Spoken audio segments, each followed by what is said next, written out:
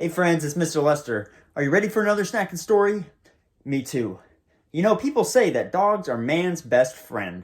Well, in today's story, a boy and a wolf are best friends. We are reading Nutik the Wolf Pup. Come on, let's go. Nutik the Wolf Pup.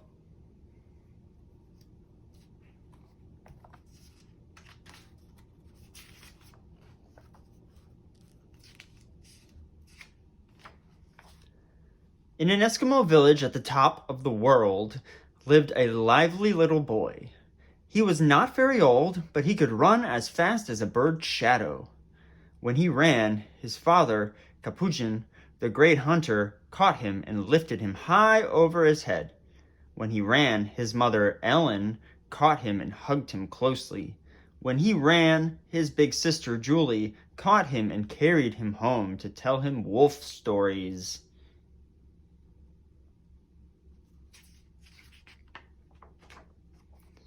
She told him of how a wolf pack had saved her life when she was lost and starving on the vast tundra.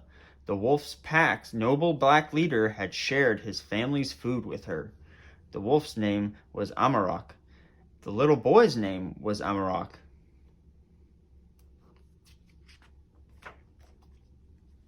One day Julie came home with two pups.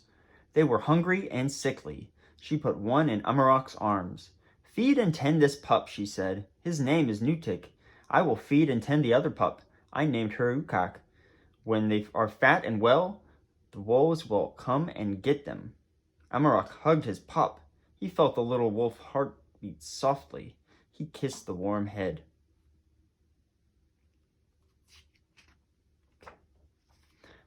"Amarok," Julie said when she saw this, "do not come to love this wolf pup. I have promised the wolves we will return the pups when they are fat and well."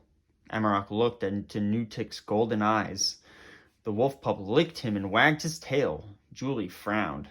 "Don't fall in love, Amarok," she warned again, "or your heart will break when the wolves come and take him away." "No, it won't," he said. Julie gave Amarok a bottle of milk to feed his pup. Amarok wrapped Nutik in a soft rabbit skin, and they snuggled down in the grizzly bear rug. Every day Amarok fed Nutik many bottles of milk, bites of raw meat, and bones to chew. When the moon had changed from a crescent to a circle and back again, Nutik was fat. His legs did not wobble. His fur gleamed. He bounced and woofed. When Amarok ran, Nutik ran.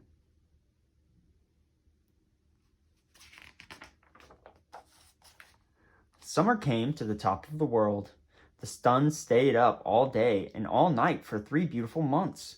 Because of this, Amarok and Nutik lived by a different clock. They fell asleep to a gabble of baby snow geese. They awoke to a raspy hiss of snowy owlets. They ate when they were hungry, they slept when they were tired, and they played wolf games in shadow and sun. They were never apart.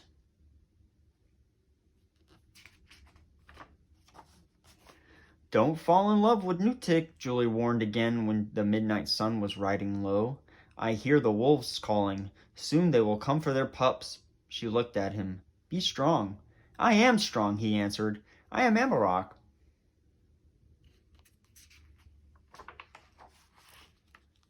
One morning Amarok and Nutik were tumbling on the mossy tundra when the wolf pack called. They were close by. Come home," they howled. Nutik heard them. Ukak and Julie heard them. Amarok heard them. He got to his feet and ran. Nutik stopped listening to the wolves and ran after him. Amarok led Nutik as fast as a falling star. He led him down a frost heave. He led him around the village schoolhouse. He led him far from the wolves.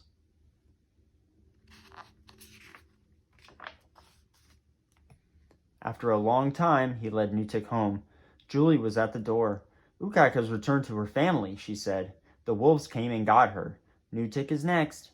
"I'm very tired," Amarok said, and he rubbed his eyes. Julie put him to bed in his bearskin sleeping bag. When Julie tiptoed away, Nutik wiggled into the sleeping bag too. He licked Amarok's cheek.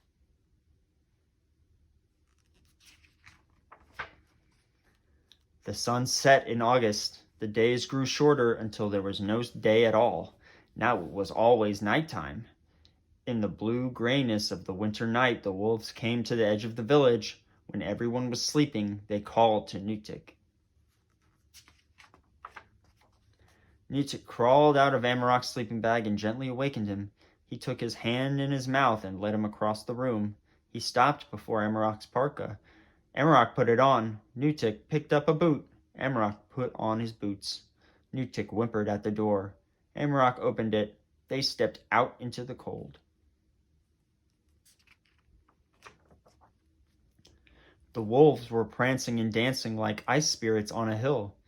Nutik took Amarok's mittened hand and led him toward his wolf family. The frost crackled under their feet. The wolves whispered their welcome. Suddenly, Amarok stopped. Nutik was taking him to his wolf home. "No, Nutik," he said, "I cannot go with you. I cannot live with your family." Nutik tilted his head to one side and whimpered, "Come." "You must go home alone," Amarok said, and hugged his beloved Wolf Pup for a long time. Then he turned and walked away. He did not run. Nutik did not chase him. "I am very strong," Amarok said to himself. He got home before his tears froze. Amarok crawled into his bearskin sleeping bag and sobbed. His heart was broken after all. At last he fell asleep. Julia woke him for breakfast. "I don't want to eat," he told her. "Last night the wolves came and took Nutik away." "You are a strong boy," she said. "You let him go back to his family. That is right." Amarok did not eat his lunch. When Capuchin took him out to fish, he did not fish. Tears kept welling up. He ran home to hide them in his bearskin sleeping bag. It was surprisingly warm. Up from the bottom and into Amarok's arms wiggled a furry wolf pup. "Nutik!" Amarok cried joyfully. He hugged his friend and glanced at Julie. Instead of scolding him, she stepped outside. "Dear wolves," she called from across the tundra, "your beautiful pup Nutik will not be coming back to you. He has joined our family. Amarok loves Nutik. Nutik loves Amarok. They are brothers now. He cannot leave." As if listening, the wind stopped blowing. In the stillness, Julie called out clearly and softly, "I shall take care of him as lovingly as you took care of me." The wolves sang back, "That is good." The end.